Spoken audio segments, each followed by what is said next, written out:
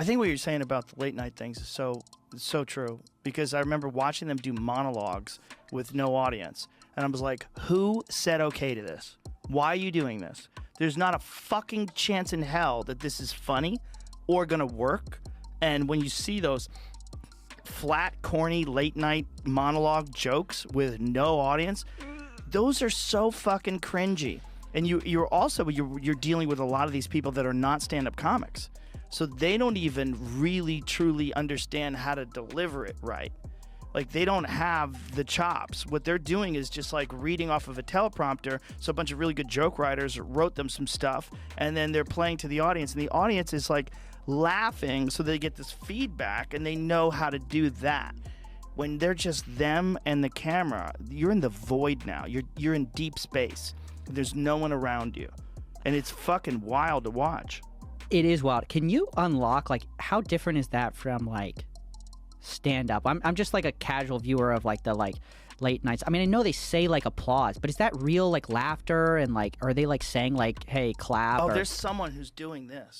There's someone in front of the crowd. There's a warm-up guy, and generally the warm-up guy is a failed comedian or a middling comedian who's just trying to make it, and they're doing the warm-up thing as like a side gig. And there's people that are good at warm-up, and the problem with being good at warm-up is it's a profitable job, and it'll actually keep you from being good at stand-up. Oh, you're like stuck doing yes, thing you get forever. Stuck. I've had friends that were stuck doing warm-up, and then some of them quit, and some of them didn't, and the ones that didn't are fucked.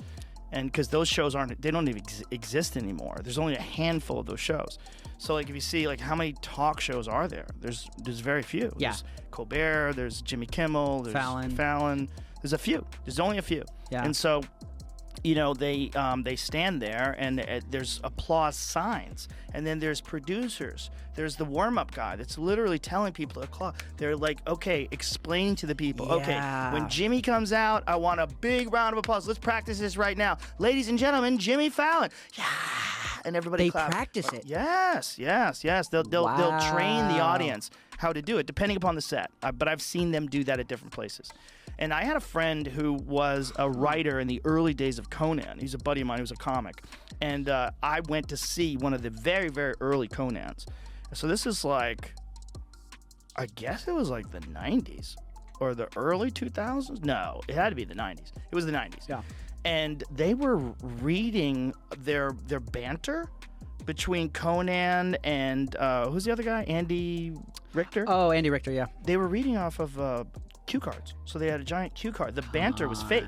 So the banter, their dialogue back and forth was scripted. So they were saying, so Andy, you know, I understand you got married and blah, blah, blah, blah, blah. Oh, yes, I do. And so they're reading it, and I'm watching the cards. I'm like, this is madness. Who approved this? And it was terrible. The early days of Conan, like that sort of banter was fucking. The thing about Conan is like he's this funny guy. He was a funny writer. He's a really smart guy, and he had to figure out how to do the talk show. Yeah, he figured it out. He figured it out. But in the beginning, it was awful. And I watched, like, the audience is being cheered on. There's literal applause signs that flash to tell you when to applaud.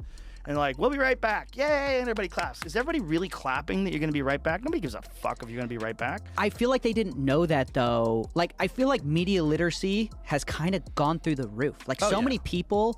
I guess it's maybe everyone has cameras now, so everyone's like sort of mini producers now of their own show. Sure. And so they get it now, and so all of a sudden the craving for authenticity gets so much higher because now you're aware of like what a teleprompter. Everyone knows what a teleprompter is. Everybody's sort of like, even though I didn't know how exactly it worked, I kind of was vaguely aware that like they kind of told you to applaud, and the laugh tracks in, you know, sitcoms were just canned laughter. So I feel like as people realize the fakery, there's a craving for like, hey, can you do this for real? Like, can you not, you know, I remember when I found out like none of the conversations were real. Like, I was like, what? Right. What do you mean it's not real? Like because it's all a pretend. Like they're all pretending that you really knew about my funny boat story. And like I had this quippy, you know, and I thought, wow, they're so charismatic. And you come to find out they've been rehearsing the story. Yes, they go over with a producer on the phone. And it's completely insane when you realize that you're like, oh, it's all fake, and the illusion is sort of gone. And so now I think one of the surprising things, but also maybe obvious in hindsight things, was why shows with no laugh track, less production, are more engaging. Yes. Is because there's more of a realization of, oh, there isn't like games here. there's just two people talking. They haven't rehearsed their lines, and I mean, I came on here. There was no production notes. There was no like, hey, we want to talk about this. It was just like, hey, you want to come on, and that's all it is. And so I think we that, didn't even discuss what we're going to talk about. No, which is what I do with everybody. I just have them come in and talk. Yeah, it's fascinating, and I think that's partly to do with like why people enjoy the show is that they know it's not like tricks and gimmicks. I wonder, there's like, it's funny to me as I'm thinking about it, I'm like, there's sort of like this, like, the world is accelerating in two directions towards like authenticity, and then like with all the beauty filters and like the fake AI voices, it's like you can fake reality, but we also crave reality at the same time. Yeah, for sure. Yeah, people are craving real human experiences. And if you watch those late night shows, you never feel like you know that person, you never feel like you're there. But if you're just talking, and you and I are just talking, someone is like on their iPhone or whatever they're doing, they're a fly on the wall. Yeah. I mean, they're here in a weird way. I always thought that it like live streaming your whole life would become big. Well, that was the Truman Show, right? Yeah, no, but I thought we would see it. Like, I guess you see it with Twitch streamers who like stream like 12 hours a day. Mm-hmm. But I kind of thought what would take off I was kind of surprised it didn't, was like, you just watch my whole life. Like some people did do that for a while, They tried right? it. I was kind of surprised that didn't, because I thought like eventually you'd have celebrities who their whole life would be on display, and like the authenticity of just sitting in a room with somebody with just, it's quiet. I think people just got too weirded out by that.